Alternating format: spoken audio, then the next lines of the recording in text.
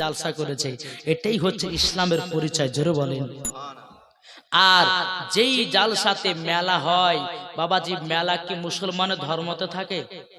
জি, এই মেলা করেছিল ইহুদি খ্রিস্টানেরা। আজ এই মেলা আমাদের মুসলমানদের জালসাতে চলে এসেছে।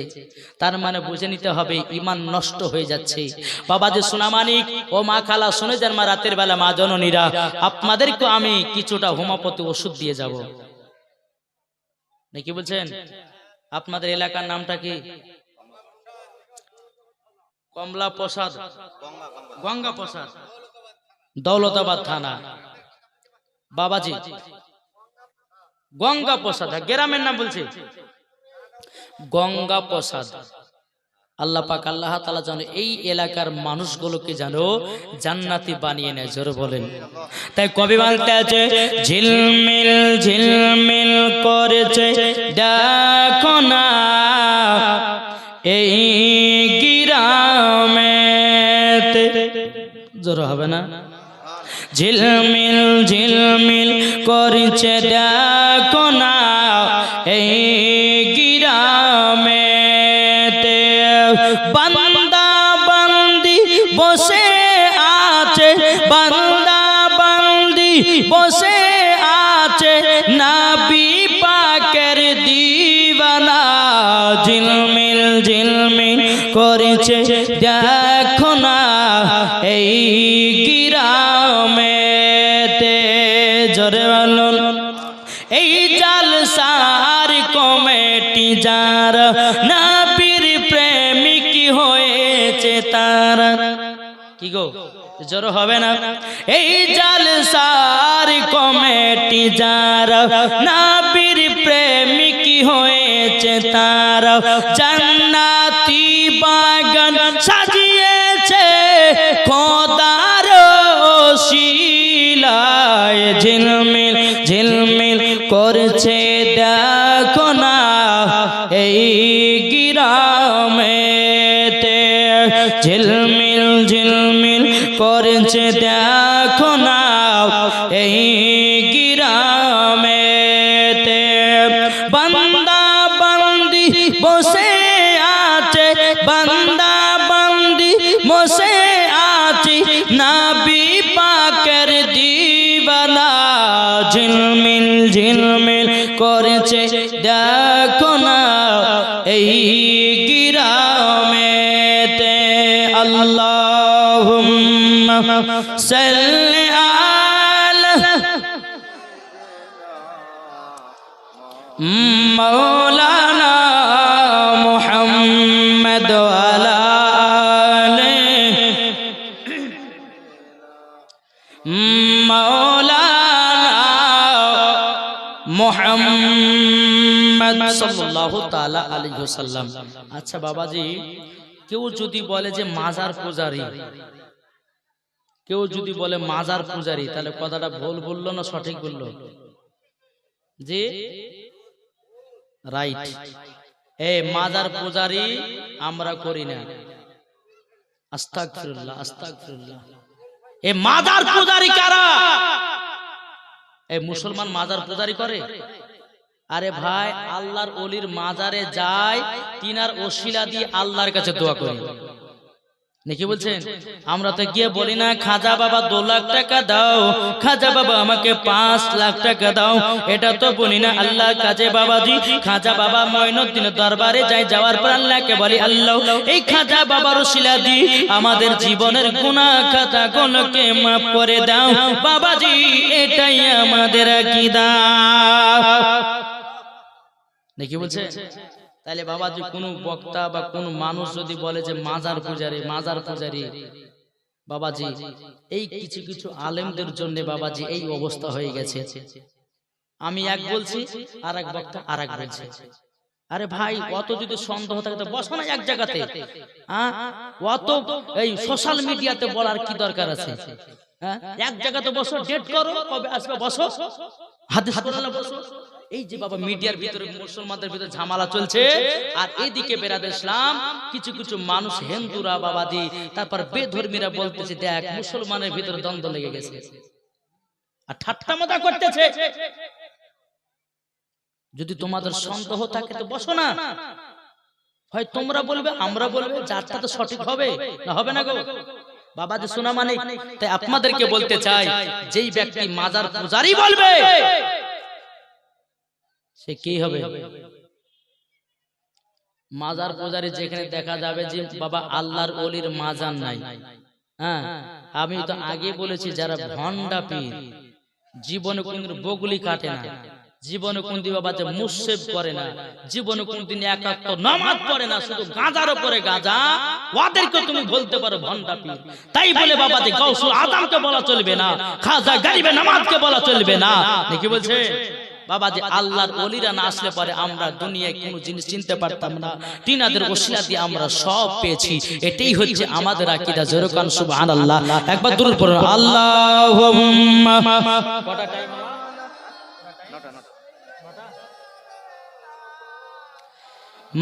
মাওলানা মুহাম্মদ আলা আলি মাওলানা মুহাম্মদ সাল্লাল্লাহু তাআলা আলাইহি ওয়াসাল্লাম। বাবাজি মুসলমান ভাইরা, এ সোনা মানিকেরা, হযরত ওয়াশকুরুনি রাহমাতুল্লাহ আলাইহা বাবাজি তিনি মার সেবা করে। বেরাদ ইসলাম মুআজ্জাজ মানিকরা, মার সেবা কোনদিন বাদ দেয় না। কিন্তু বাবাজি হযরত ওয়াশকুর রাহমাতুল্লাহ আলাইহি বাবাজি তিনি নবীকে স্বপ্নই দিদার করতে পায়। এ বাবা যে হযরত ওয়াশকুরুনি রাহমাতুল্লাহ আলাইহি বাবাজি তিনি কিন্তু বাবা নবীর জামানাতে হওয়ার পরেও হযরত ওয়াশকুরুনি নবীকে দেখার সুযোগ পায়নি। বাবা কেন পায়নি? হযরত ওয়াশকুর রাহমাতুল্লাহ আলাইহি মার সেবাতে বাবা, মার সেবা করতে বাবাজি এতটা আপনার পাগল ছিল, বাবাজি নবী পর্যন্ত যেতে পারে নাই। কিন্তু হযরত ওয়াশকুরুনি রাহমাতুল্লাহ আলাইহি আবার নবীকে স্বপ্নই দিদার করেছে। জোরে বলুন না সুবহানাল্লাহ। বাবা এই বিদ্যা করে মেন পয়েন্ট। হ্যাঁ একদিন আমার নবী মুস্তাফা সাহেবেল আওলাদ সাল্লাল্লাহু তাআলা আলাইহি ওয়াসাল্লাম তিনি ডেকেছেন হযরতে আলীকে, হযরতে উমারে ফারুককে ডেকেছেন, হযরতে উসমান গনিকে ডেকেছেন, তারপরে বাবাজি হযরত আবু বকর সিদ্দিককে ডেকেছেন, তারপর ইমাম হাসান ইমাম হুসাইনকে ডেকেছেন। এই তোমরা সবাই এখানে এসো। আসার পরে বলতে চাই, তোমরা আমার একটা কাজ করে দিবা। বলে কি? বলে আমি যখন ইন্তিকাল করব, আমার শরীর মুবারকের একটা জুব্বা আছে, ওই জুব্বাটা একজনকে দিতে হবে।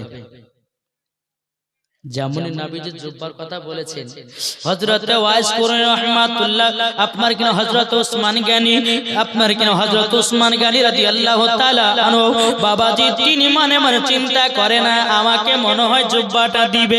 হযরত উমারে ফারুক তিনি মনে মনে ভাবছেন আমাকে জুব্বাটা দিবে। হযরত বাবাজি ইমাম হাসান ইমাম হুসাইন মনে মনে ভাবে না আমরা নবীজি নাসায়ে রাসূল আমাদেরকে হয়তো জুব্বাটা দিতে পারে।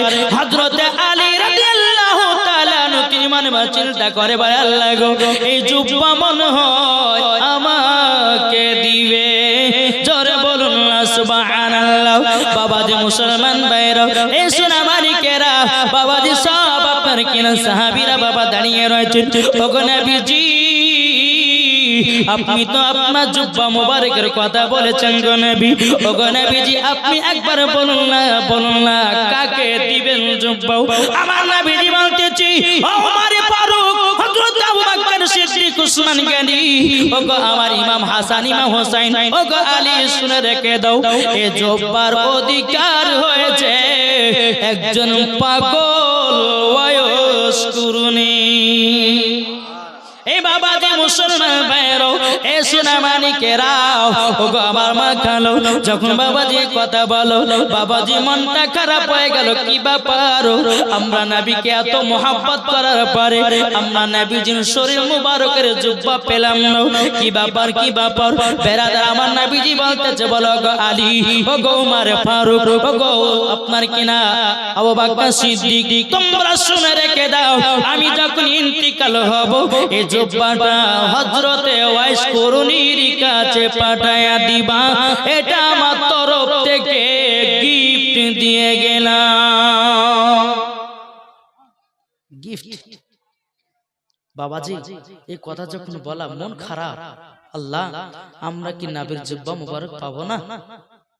বেরাদুল ইসলাম মুআজ্জিন সামানি কিরাম, এ সুনামানি কিরাম, হযরত আলী রাদিয়াল্লাহু তাআলা আনহু তিনি বলতেছেন, বলো গো আমার নবীজি, ওগো নবীজি, হযরতে ওয়াইস করুণী বলতে কে আমরা তো কোনোদিন দেখি নাই, তিনি জুব্বা কেমন করে পেল?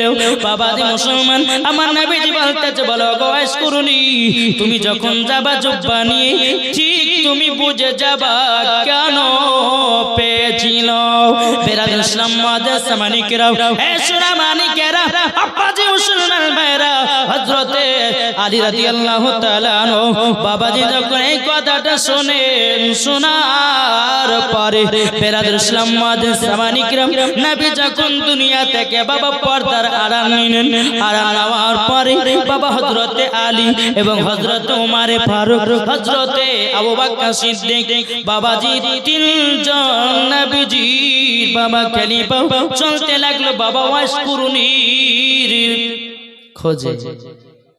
চলতে চলতে গিয়েছে, ভাই আচ্ছা এই গ্রামের মধ্যে পাগল ওয়াইস করুণকে দেখেছো? এ বলছে না, আমি তো দেখি নাই।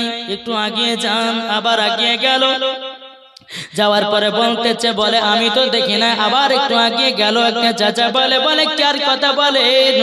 বলে পাগল ওয়াইস করুণীর কথা বলেন। বলে হ্যাঁ হ্যাঁ। বলে কোথায় পাওয়া যাবে? ওই জঙ্গলের ভিতরে চলে যাও। ওয়াইস করুণী তিনি আল্লাহর ইবাদতে পাগল। এই বাবাজি মুসলমান, এই সুনামানিকেরা যখন বাবাজি কথা বলার পরে বাবাজি হযরতে আলী, হযরতে ওমর ফারুক, হযরত আবু বকর সিদ্দিক রাদিয়াল্লাহু তাআলা আনহু বাবাজি তিনজন নবীজির সাহাবী আপনার খলিফা চলতে লাগলেন। বাবা চলতে চলতে জঙ্গলের ভিতরে প্রবেশ করেছে। কে আছে? ওয়াইস করুণী। কিন্তু বাবা হযরতে ওয়াইস করুণী তিনি আপনার সিজদাতে মাথা নত করে আছে, আল্লাহর সাথে কথা বলে। এই বাবাজি মুসলমান ভাইরা, এ সুনামানিকেরা, হযরত ওয়াইস করুণী রাহমাতুল্লাহ আলাইহি তিনি বলতেছে, বলে আল্লাহ আল্লাহ গো, আমি সিজদাতে আপনার সাথে কথা বলতেছি। আল্লাহ গো, যখন একটা ছাগলের শরীরে যতগুলি লোম আছে, বলো গো খোদা, ও আল্লাহ, কতগুলি উম্মতের গুনাহগুলোকে মাফ করে দিতে হয়। ওগো খোদা, তুমি যদি মাফ না করো, আমি সিজদা থেকে মাথা তুলব না। তুলমানো বেরাদুল ইসলাম মুআজ্জিন সামানি কিরাম, এদিকে বাবা হযরতে আলী বাবা জঙ্গলের ভিতরে ঢোকার পরে, ওয়াইস করুণী পাগল কোথায় আছো? সারা দাও, সারা দাও, সারা দাও। আরেকবার যখন জোরে চিল্লা দিয়েছে, হযরতে ওয়াইস করুণীর কানে এসে কথাটা বেঁধে গেছে। বাবা সিজদা থেকে মাথা তুলে বলে, কে তুমি? কে? বলে আমি হচ্ছে ওয়াইস করুণী পাগল, নবীর প্রেমে পাগল। জোরে বলেন। হযরতে আলী রাদিয়াল্লাহু তাআলা আনহু তিনি বলতেছে, বলে ওয়াইস করুণী, তুমি কি এত ভাগ্যবান, তুমি এতটাই তোমার কপাল চিকন, আমরা নবীজির কাছে থাকলাম, মহব্বত করলাম, জুব্বা পেলাম না, তুমি জুব্বা পেয়ে গেলা। বেরাদুল ইসলাম মুআজ্জিন সামানি কিরাম, এই কথা যখনই বলো, হযরত আলী রাদিয়াল্লাহু তাআলা আনহু তিনি বলতেছেন, বলো গো ওয়াইস করুণী, তুমি শুনে রেখে দাও, তুমি জুব্বা পেয়েছো কি কারণে? বলো না, বলো না। বলতেছে, শুনেন, আমি নবীর জামানাতে জন্মগ্রহণ করার পরে আমার মার সেবা করতে করতে টাইম চলে গেছে। আমি একদিনও নবীর সঙ্গে সামনাসামনি আপনার কিনা সাক্ষাৎ করতে পারিনি, কিন্তু নবীকে স্বপ্নই দিদার করেছি। আমি নবীকে বলেছি, ওগো নবীজি, আপনার পাগল আমি ওয়াইস করুণী, আপনার জুব্বা মুবারক আমি পেতে চাই। এই হচ্ছে পাগল ওয়াইস করুণী। বাবা পাগল হন নবীর প্রেমে, ঠিক না? বাবা নবীর প্রেমে পাগল হলে লাভ না লস? জি লাভ। তাহলে বাবা যে কবি বলতেছে কি, জন্ম আমার নবী যোগে হলে কেমন হতো জন্ম আমার নবী যোগে হলে কেমন হতো জোর হবে না এই কয়েকটা মানুষ সুবহানাল্লাহ বলছে পেছকের গেলে মানে একটা বলছে না বলে যখন কমিটি ভাই খাওয়াবে তারপরে সুবহানাল্লাহ বেশি করে বলবো নাকি হ্যাঁ একটু জোরে জোরে বলেন জন্ম আমার সাথে বলেন জন্ম আমার নবী যুগে হলে কেমন হতো দুনয়নে রাসূল পাক দুনয়নে রাসূল পাক দেখিলে কেমন হতো জন্ম আমার নবী হলে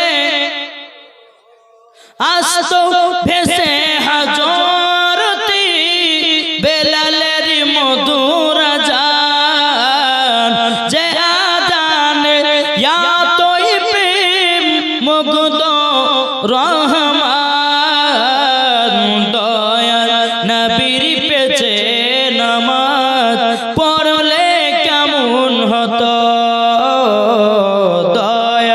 নবীর পেছে নামাজ পড়লে কেমন হতো দুনয়নে রাসূল পাক দেখিলে কেমন হতো জন্ম আমার নবী যুগে হলে কেমন হতো জোরে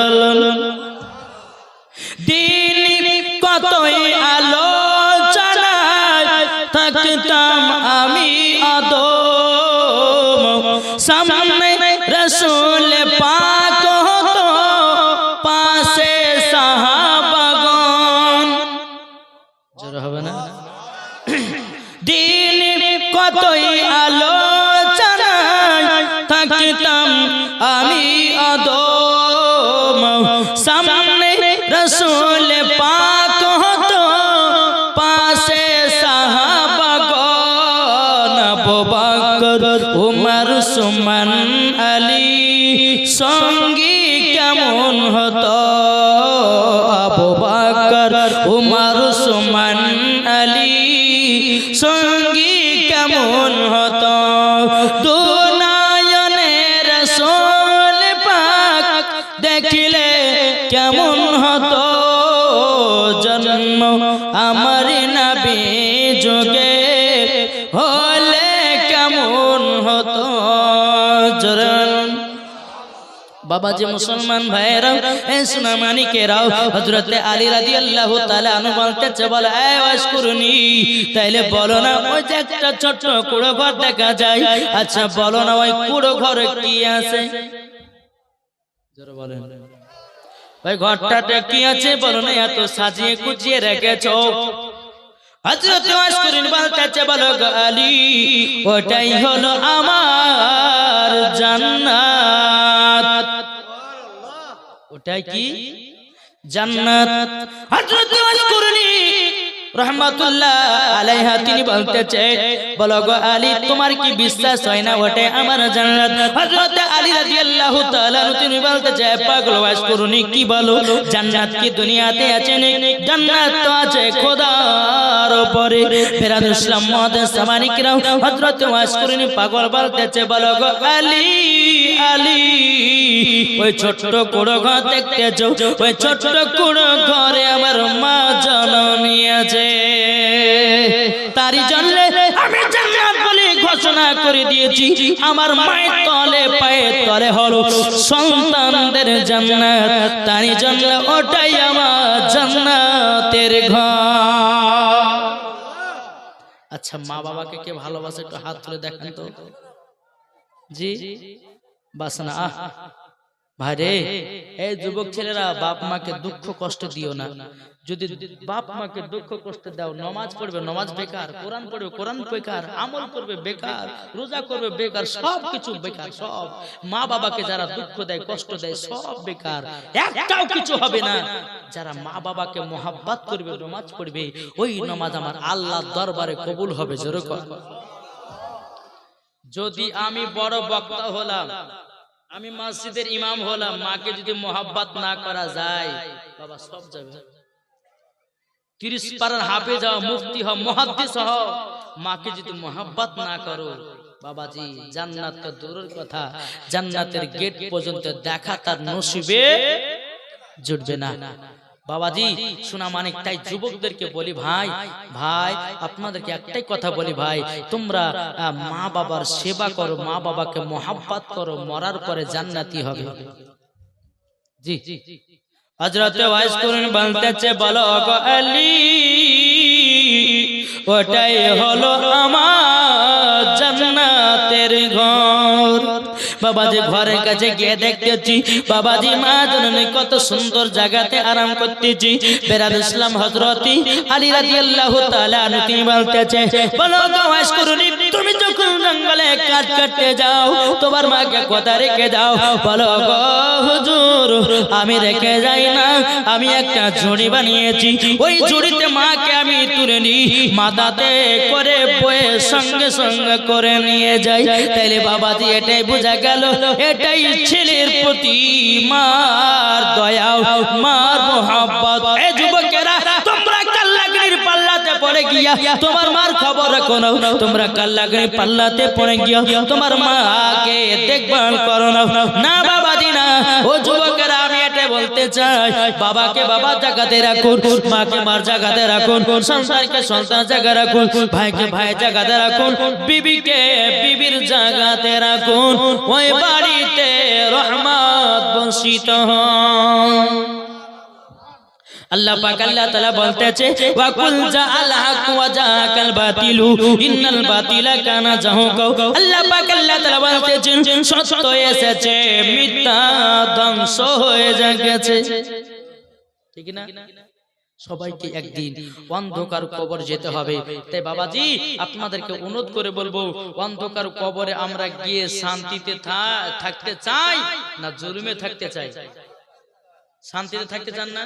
তাই কবি বলতেছে কি, একদিন তোমায় মরতে হবে, তুমি ভুলে যেও না, হবে মাটির বিছানা গো তোমার আসল ঠিকানা। হবে মাটির বিছানা গো তোমার আসল ঠিকানা। একদিন তোমায় মরতে হবে, তুমি ভুলে যেও না,